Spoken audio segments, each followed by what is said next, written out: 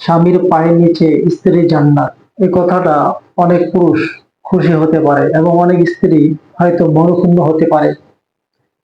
এই একটা বাণী আমরা শুনতে পাই বা আমাদের সমাজে প্রচলন আছে। আসলে এটা কি হাদিস কিনা? প্রিয় ভাই, এই ধরনের কথা বা এরূপ বাণী কোনো হাদিস নয়। স্বামীর পায়ের নিচে স্ত্রীর জান্নাত, এটা কোনো সহি হাদিস দ্বারা প্রমাণিত নয়, অতএব জাল হাদিস। তবে সিয়াসিত্তার বাহিরে মুয়াত্তা মালিক একটা হাদিস পাওয়া যায় যে এক নারী সাহাবী রাসূলুল্লাহ সাল্লাল্লাহু আলাইহি সাল্লামের কাছে আসলেন কোন এক প্রয়োজন সেরে যখন তিনি বিদায় হতে চলছেন, ওই অবস্থা রাসূল তাকে জিজ্ঞেস করলেন, তোমার হাজবেন্ড, তোমার স্বামীর সাথে আচরণ কেমন? তখন তিনি বললেন যে খুব ভালো, এবং আমি যথাসাধ্য তার সাথে উত্তম বা সদাচরণ করার চেষ্টা করি। তখন রাসূলুল্লাহ সাল্লাল্লাহু আলাইহি সাল্লাম বললেন, মাশাআল্লাহ, গুড, ভালো, এরকম কথা বললেন। আর বললেন যে আহ ঠিক আছে, তোমার হাজবেন্ড সে জান্নাত অথবা জাহান্নাম। অর্থাৎ এর দ্বারা আমরা জানতে পারি যে রাসূলুল্লাহ সাল্লাল্লাহু আলাইহি ওয়াসাল্লামের উক্ত বাণী, স্বামীর প্রতি স্ত্রীর কিছু হক আছে, স্ত্রীর প্রতি স্বামীর কিছু হক আছে।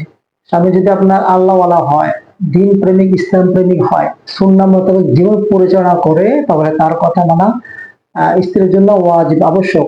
আর স্বামী যদি ভালো না হয়, অনিসলামী কাজ করে, হালাল হারাম তোয়াক্কা করে না, হারাম পথে চলে এবং জায়েজ না জায়েজ এগুলোর প্রতি কেয়ার করে না, আর ওই স্বামী যদি আপনার কোনো অবৈধ বা অন্যায়মূলক কোনো কাজের নির্দেশ দেয়, তাহলে সেটা গ্রহণযোগ্য নয়।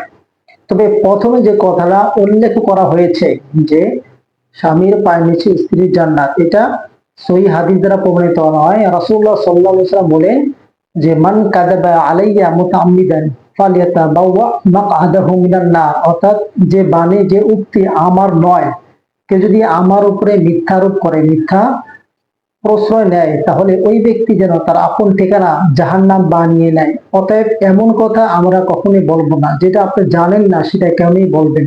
আর যদিও জানেন, সেটা কি আপনার মানে সুনিশ্চিত বা প্রমাণিত কিনা, কোনো সিয়াসিত্তা কিংবা কোরআনের আয়াত দ্বারা প্রমাণিত কিনা, অথবা কোনো উম্মতে ইজমা কিনা, সেই দিকে আপনার বিবেচনা করতে হবে। কোথাও পেলেন বা কারো মুখ থেকে শুনলেন, সেটা আপনি গ্রহণ করলেন আর সেটা প্রচার করলেন, এটা কখনোই শোভনীয়